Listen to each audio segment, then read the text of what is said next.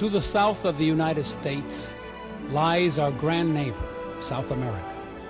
Brazil is almost as large as our country. In the heart of this large continent is Bolivia, a country of 6 million people and approximately the same size as Texas. The lofty Andes cross its face like a giant scar. As in a dream, Eastern Flight 980 arrives at the highest airport in the world, El Alto, at 13,320 feet. On January 1st, 1985, Flight 980 did not arrive. It died on the slopes of Mount Illimani.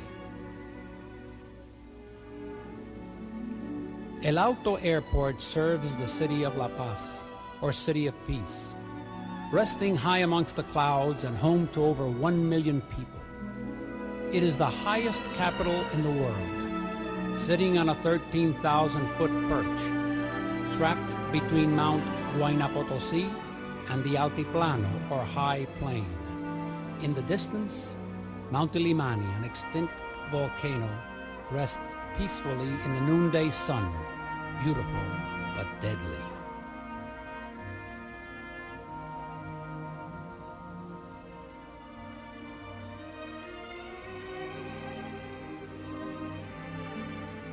Under the blue canopy of crystal clear air, the citizens of La Paz go about their daily chores. The people respect Mount Illimani. Under its pure mantle of snow, rivers of blood have run. 4 aircraft and more than 70 souls lie in the icy grip of its eternal snows.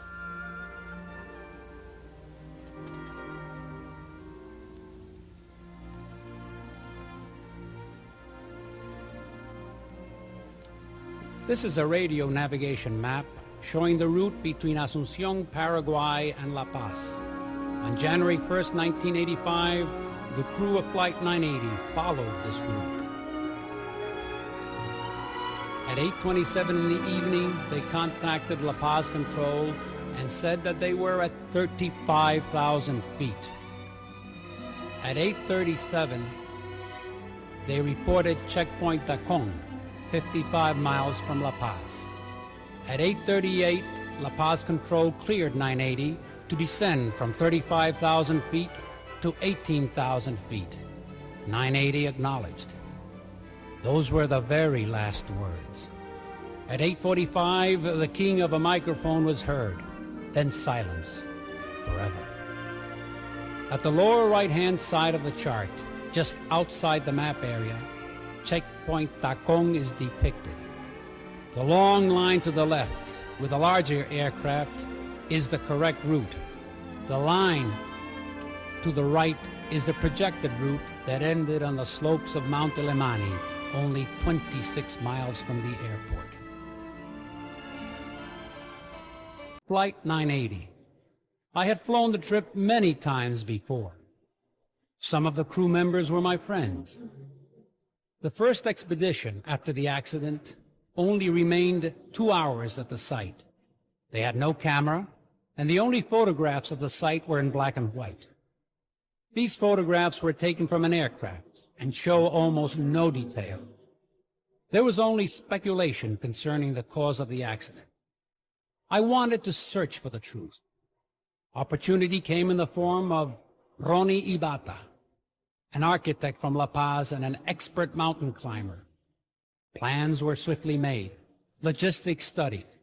The time was ripe on March 15, 1985. It was on this date that my vigil began. Ronnie had flown around the crash site in a military aircraft the day after the accident. His curiosity was aroused. The mountain was calling.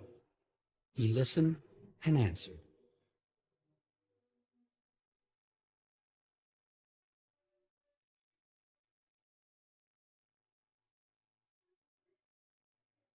The road twisted and turned about the mountain. Illimani already threatens with its devious, hidden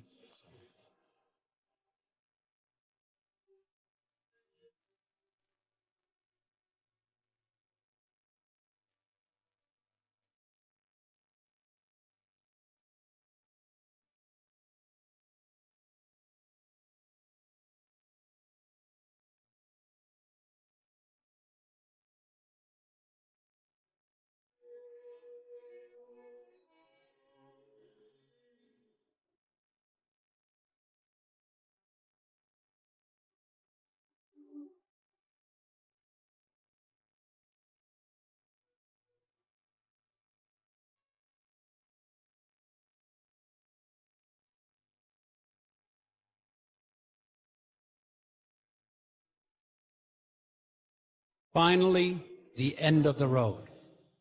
No more transportation.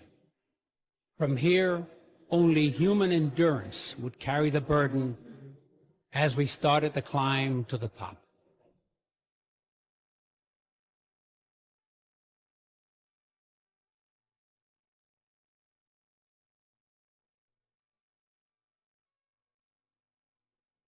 The first night, we have a quarter moon and 1,000,000 stars for companionship.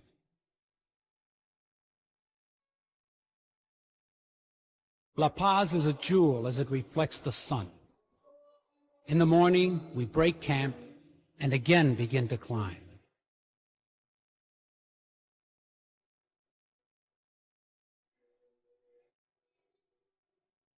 This area is called the Stairway to Heaven.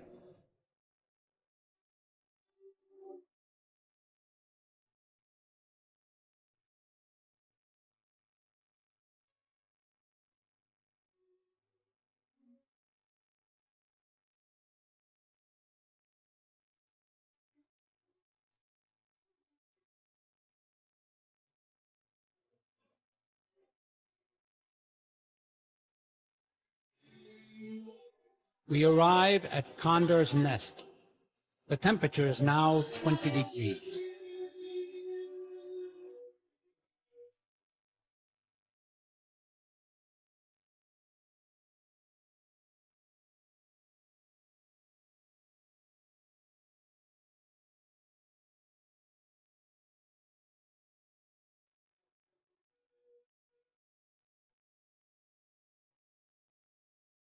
A view of Mount Mururata, or Mountain Without a Head.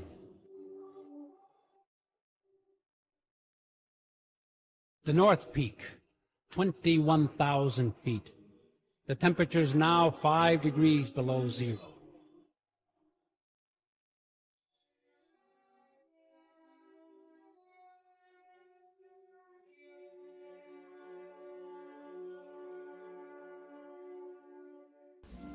Finally, at the top, the wind gusts to 40 miles per hour. At this altitude, the body needs more oxygen, but the cold makes it impossible to breathe deeply without damaging your lungs. Every step is painful. We start down the reverse slope. In the distance, the first glimpse of metal glistens against the snow. The heartache begins.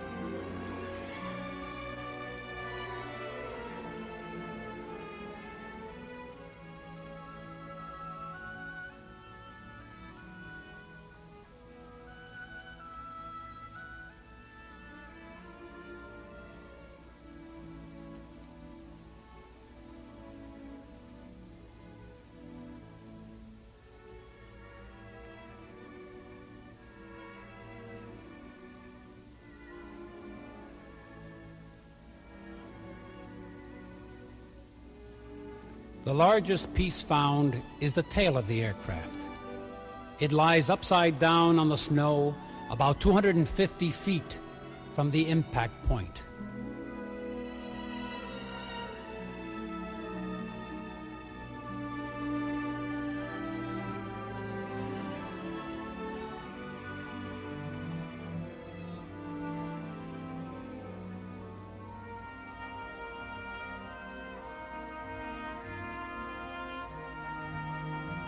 So very close to La Paz, and yet an eternity away.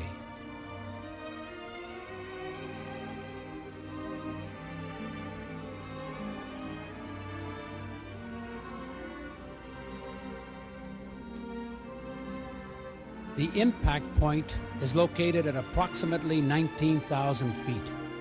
The aircraft collided with the glacier at about a 65-degree angle. It cartwheeled on its back and blew apart. Wreckage was strewn on a line 1,200 feet long and 150 feet wide. In the foreground, a section of the flaps. The aft end of an engine cowling.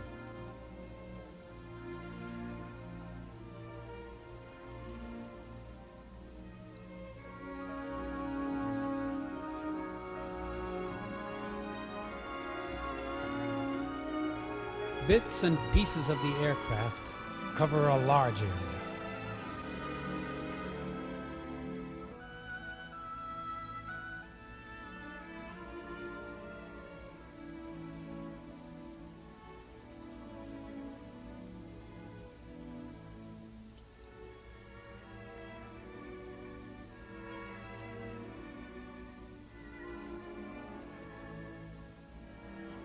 Clothing is scattered about.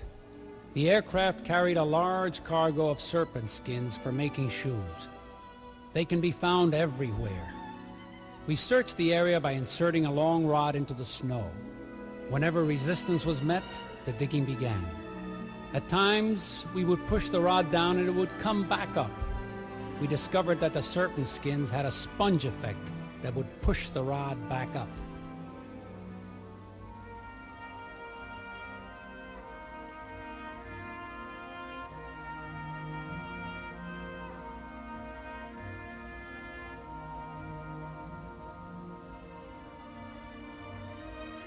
A chart showing radio facilities in the United States and South America.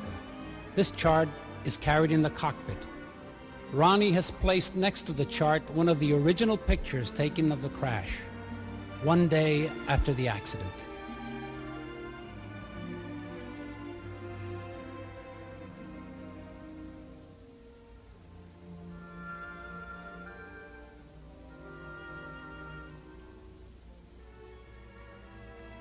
The Eastern logo on the upper part of the fuselage.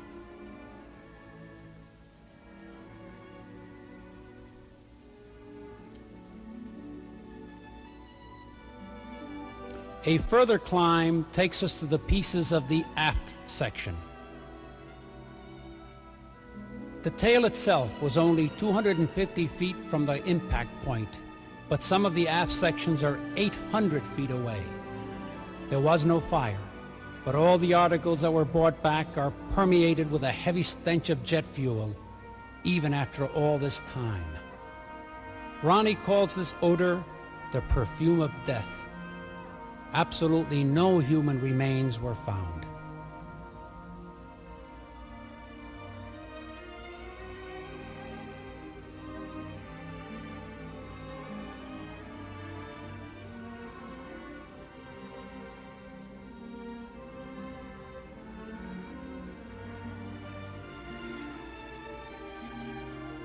In a suitable area overlooking the devastation, Ronnie deposited a cross made with flowers and a silver leaf plaque with an inscription.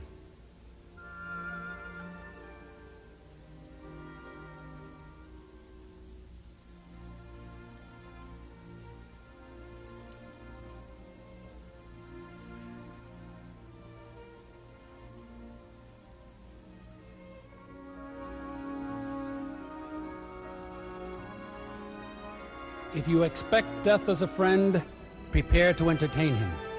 If as an enemy, prepare to overcome him. Death has no advantage except when he comes as a stranger. And so he came to the souls of Flight 980. One life, a little gleam of time between two eternities. No second chance for them forevermore.